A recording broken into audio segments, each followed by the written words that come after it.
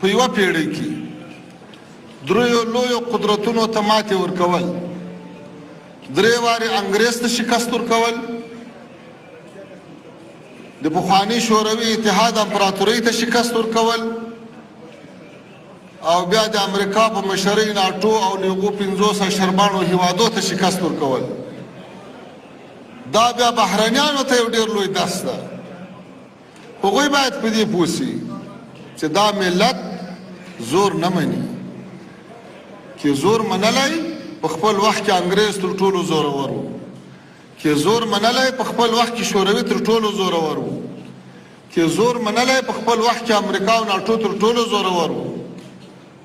خو دا ملت د چا زور ته سر نه ټیټوي. دا ملت په متقابل احترام ولاړې مثبتې اړیکې غواړي او له هر چا سره یې غواړي. نن الحمدلله زموږ سیاست آزاد ده، پرېکړې م آزادې دي او له ټولو هیوادونو سره د متوازن سیاست له مخې مثبتې اړیکې غواړو. نو چې یو وارې په هغو درنو وسلو سنبالو قوتونو په افغانانو باندې په زور څه ونه منل، نو په سیاسي فشارونه یې هم نسي منلی، په اقتصادي فشارونه یې هم نسي منلی، بلکې برعکس دا ملت چې څومره تخته کوي، څومره فشار ورباندې راولي، دا دومره راپورته کیږي.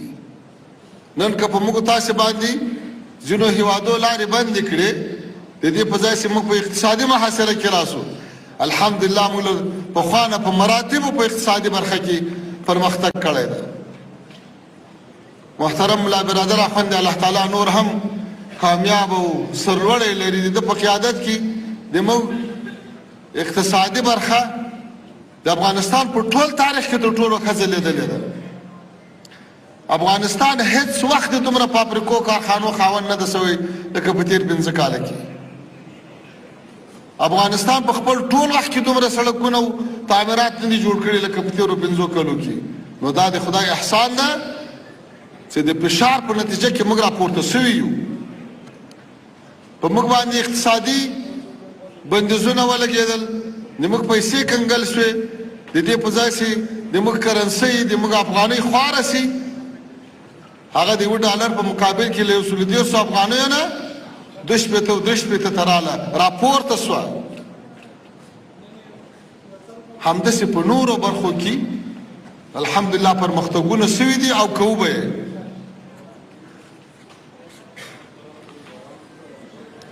یوه خبره یادونې وړ بولم چې په سیمه کې ځینې جهتونه کوشش کوي چې بې ثباتي رامنځته کړي، بې اعتمادي رامنځته کړي. ولې د سیمې امنیت یو له بل سره تړلی ده، د هیوادونو ګاونډیانو امنیت یو له بل سره تړلی ده. د سیمې هغه هیوادونه چې له اسلامي امارت سره مثبت تعامل کړی هغو ګټه کړې ده، هم اقتصادي ګټه کړې، هم سیاسي ګټه کړې ده، هم امنیتي ګټه کړې ده. او چا چې مثبت تعامل نه ده کړی هغو تاوان کړی ده. ودې ښایي خپله لاسته راوړنه دې وښیي، یا په اقتصادي برخه کې، یا په امنیتي برخه کې، یا په سیاسي برخه کې. نو عاقلان له دغسې جریاناتو نه عبرت اخلي.